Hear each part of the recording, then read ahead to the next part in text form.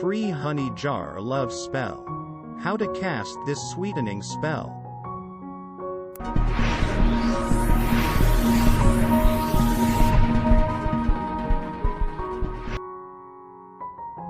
In the practice of witchcraft, especially love spells casting, honey jars are one of the most common ingredients. Back in the old days, witches from around the world used the honey jar love spell in folk magic traditions, especially in hoodoo practice. Also known as a type of sweetener spells, the ritual using honey jar is performed for centuries across a variety of cultures. The purpose of a honey jar spell is to sweeten someone's feelings towards you. The spell can be used romantically, specifically to attract your crush closer to you. But of course it's not limited to the love realm only. If you are no longer your boss's favorite, a sweetener spell could get you back in their radar. The truth is that honey jar spells are a very defensive form of magic working effectively. In case anyone throws anger or resentment toward you, the power of this spell can soften negative feelings and turn your enemies into friends. You may feel stressed recently because of people around, and that person could be a jealous coworker, an angry ex, or even your in-laws. No need to look further, as a honey jar spell can help you do the trick. In today's video, I will inform you how to cast a simple honey jar love spell. To carry out this spell, you must come up with these following ingredients: a container, a totem, a picture or a piece of paper, the jar with honey, pink and white candles, an apple, optional. The first step is to choose a container. Indeed, there are many methods to pick a container. Usually most practitioners will use a small mason jar or something similar, along with a proper lid.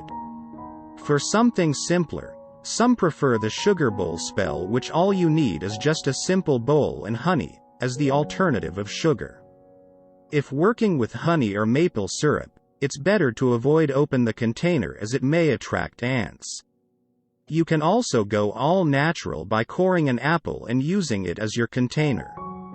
But perhaps you won't be able to leave it out for very long. If you want to try the apple method, I advise you to bury it as soon as the ritual finishes.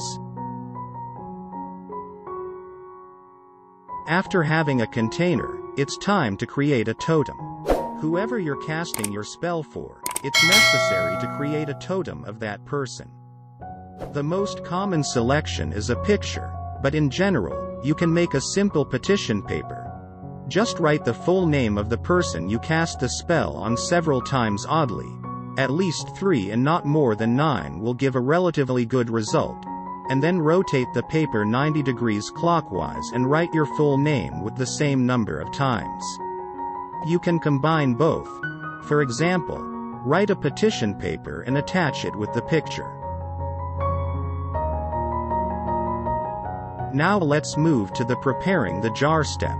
Take your picture or petition paper or both, roll it up, and stick it in the container. Fill the jar or hollow apple with honey and close it. For the sugar bowl spell, you can fold the paper and place it in the bowl before filling the bowl with sugar or honey. When everything is ready, let's cast your spell. The initial thing to do before performing a ritual is to choose an appropriate time for the spell. You can always perform magic at your own convenience, but it helps to align your workings with the planets. Full moons are the best time to cast this spell, with new moons a close second. Enlist the aid of Venus, the planet of love, by casting your spell when this planet is visible in the sky, just before dawn as the morning star and just after dusk as the evening star. Create a sacred circle by honoring the 4 directions and invite your guides, guardians and allies to join you. Light a candle on the top of the honey jar, or you can place it inside the sugar bowl or the hollow apple. Pink or white candles work best with this love spell. Meditate upon the candle flame, visualizing your intended target sweetening their attitude toward you. Imagine how such a situation could manifest and how wonderful that outcome would feel, and you really engulf in it for a moment. The longer you focus your attention on the candle flame with your magical intent in mind and desired emotion in the heart, the more the fire will charge with your energy. Complete your ceremony and let the candle burn out on its own, allowing the melting wax to seal the container. Set the jar in your altar for at least 7 days, ideally meditating and praying on the jar at the same time each of those days.